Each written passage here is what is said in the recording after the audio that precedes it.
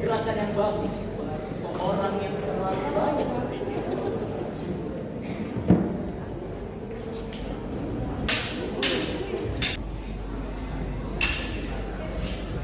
Saya tahu betul bagaimana cara memainkan senjata. Bahkan ketika musuh-musuh saya mengira saya lemah. Ente tidak lemah, Anda sering gegabah. Keadaan ini tidak cukup diselesaikan dengan senjata, Kolonel. Itulah sebabnya ente membutuhkan angin, kekuatan dan pikiran, seperti besi keberuntungan yang ente miliki.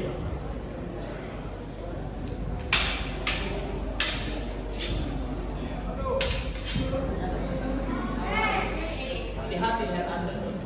Hati-hati dari ente. Wow, pertunjukan yang sangat menarik. Laki-laki memang selalu ingin membuktikan bahwa dirinya lah yang paling hebat. Tapi, nasib dua hebat akan selalu mati mengenaskan dalam sebuah pertarungan. Keduanya bisa saja sama-sama mati konyol. Saya kira masih ada hal-hal mendesak yang harus kita matangkan daripada bertingkah konyol seperti itu. Itulah yang ingin Anda katakan pada Kolonel. Kita mesti secepatnya melakukan tindakan-tindakan yang bersifat konstitusi. Hentikan omong kosong soal konstitusi Tuan Pitaya. Saya tidak percaya dengan hal itu. Nyonya Lalita Manika.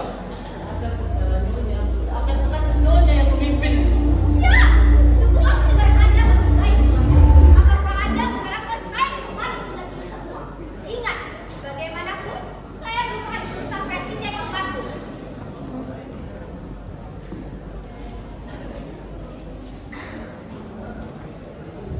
Dan secara konstitusi, kekuasaan tertinggi oleh presiden berhalangan secara cepat. Hentikan Tuan Pitaya. Nyonya Lalita Manika tidak percaya akan konstitusi. Kalau yang ini saya percaya, Kolonel. Percaya. Saya hanya percaya bahwa hari ini adalah hari kebetulan saya. Ya, Anda memang betul. Karena saya masih tetap mendukung Anda. Nyonya Lalita Manika, kepercayaan Anda kepada saya tentu saya hargai. Tetapi yang lebih penting adalah kepercayaan rakyat kepada saya. Dan dengan apa Anda akan memperoleh kepercayaan itu? 1000 batalion pasukan Anda barangkali benar-benar putih mereka. Tapi peluru yang Anda miliki tidak akan cukup menghabisi jutaan rakyat bila mereka terus-terus saja membangkang, Kolonel. Pada itulah Anda membutuhkan saya. Rakyat percaya pada saya. Mereka menghormati, bahkan memuja saya sebagai ibu negara, sebagai ibu suku. Mereka tidak akan berbondong-bondong untuk mengepung istana ini, karena mereka tahu saya mendukung Anda. Secara konstitusi, Anda yang mendengarkan tindakan ente, Kolonel. Cukup Tuan Pitaya, saya tidak percaya sama konstitusi. Tapi saya tidak percaya konstitusi. Kalau yang ini, saya tidak percaya. Saya membiarkan suami saya terbunuh, karena saya yakin itu adalah jalan terbaik untuk republik ini. Sebagai seorang suami dan presiden, ia sudah tua, ia sudah kehilangan anak. Ketika terdengar kusut-kusut di kalangan berpihak, saya benar-benar besar kepada kamu. Karena saya yakin kamu adalah banteng muda yang dapat diandalkan untuk masa depan negara ini. Maka pada saat ini, jari-jari tangan yang lembut ini pun mulai membukakan jalan baru. Apakah kau tidak merasakan itu, Kolonel? Kamu sekarang akan menjadi kopral di pusat bila saya tidak menangkap semua. Saya melakukan ini semua karena saya ingin menyelamatkan negara ini dari perang saudara. Seperti Paman Gober, kamu boleh mempercayai poin keberuntunganmu. Tapi ingat, saya lah yang kita perlu republik ini. Rakyat menaruh harapan dan mimpi kepada saya. Saya selalu tampil membagi-bagikan makanan, memberi pakaian gratis, dan memeluk bayi-bayi mereka yang membusuk lapar. Saya lah ibu negara yang bisa mempesona mereka. Jika Anda butuh kepercayaan rakyat, maka Anda butuh kepercayaan saya. Maka dari itu, Kolonel, mari kita bermusyawarah tanpa seujung. Ada hal-hal yang lebih bersifat konstitusi yang mesti kita lakukan. Tuan Pitaya, langsung saja pada pokok perkaranya. Oh iya, langkah pertama ialah mengangkat beberapa menteri. Anda sudah menyusunnya tinggal di Keparan. Yang nomor wahid ialah Kementerian Sumber Daya Moral dan Agama. Ini jangan sampai salah pilih mengangkat menteri itu. Siapa saja nama calonnya? Sudah pasti, yang pantas untuk menjadi Kementerian Sumber Daya Moral dan Agama ialah Sohib Anu, Habib Butawi Tadosta. Dia pemimpin spiritual Kodam, ketua Front Pembela Agama, pemegang monopoli kebenaran, dan tercatat sebagai satu-satunya calon penghuni surga dan kota kita. Bagaimana untuk kolonel? Setuju. Yang kedua, soal menteri pendidikan. Tidak perlu ada yang menteri pendidikan. Cuma ngabis-ngabisin anggaran. Kolonel, justru kita wajib mengalokasikan 20% anggaran untuk pendidikan. Pokoknya lembut saja menteri pendidikan. Saya lebih suka menteri sosial. Loh, justru Kementerian Sosial yang sudah dihapus oleh Presiden lama kita. Kalau begitu hidupkan saja lagi. Mengapa harus repot? Nama menteri dan pejabat bisa ente simak di daftar. Benar ya? Habib dari Kados. Setuju. Ihsan Syahid. Setuju.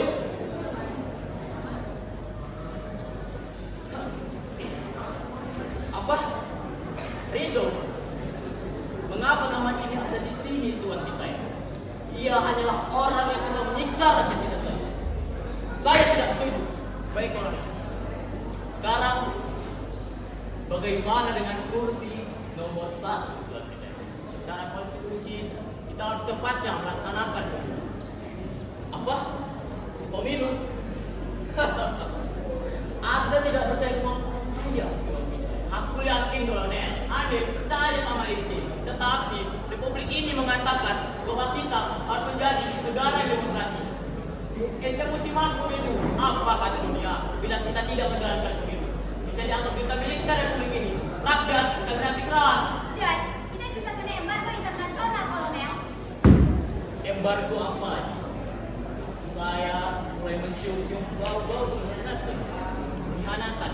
Ente jangan salah paham, kolonel. Ente lah kunci dari semua ini. Tetapi ente juga mesti tabayun bagaimana ente menggunakan kunci tersebut. Anda sama sekali tidak tertarik dengan kunci nomor 1. Anda pikir bukan siapa duduk yang terpenting, tetapi siapa yang bisa mengendalikan yang duduk di kursi itu.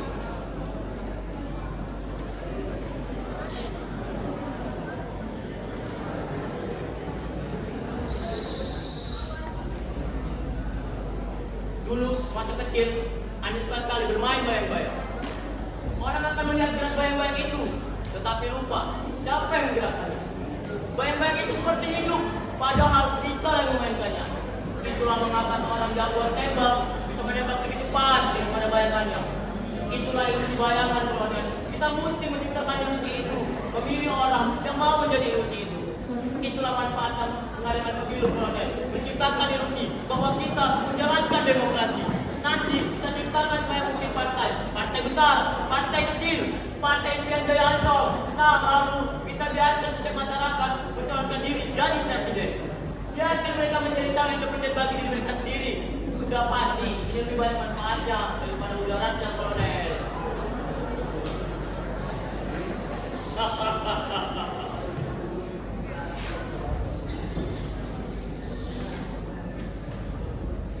Tidak terduga. Saya memelihara ular seperti Anda. Pesta rakyat, musik kemuliaan membahana, dan undang puluh-puluh menandai kemerdekaan pesta, kota bersalib, orang-orang kembali sekali bernyanyi. Sementara kawan-kawan kaki dan tuan kita yang telah menyaksikan semua kemerdekaan itu.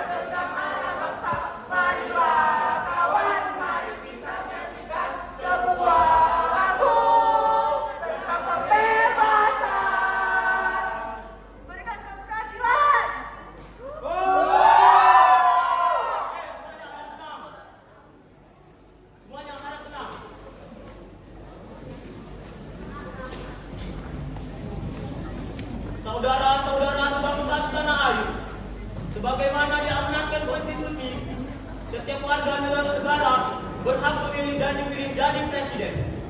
Oleh karena itulah, siapapun, baik yang merasa sehat maupun tidak sehat jasmani dan rohaninya, wajib mendaftarkan dirinya.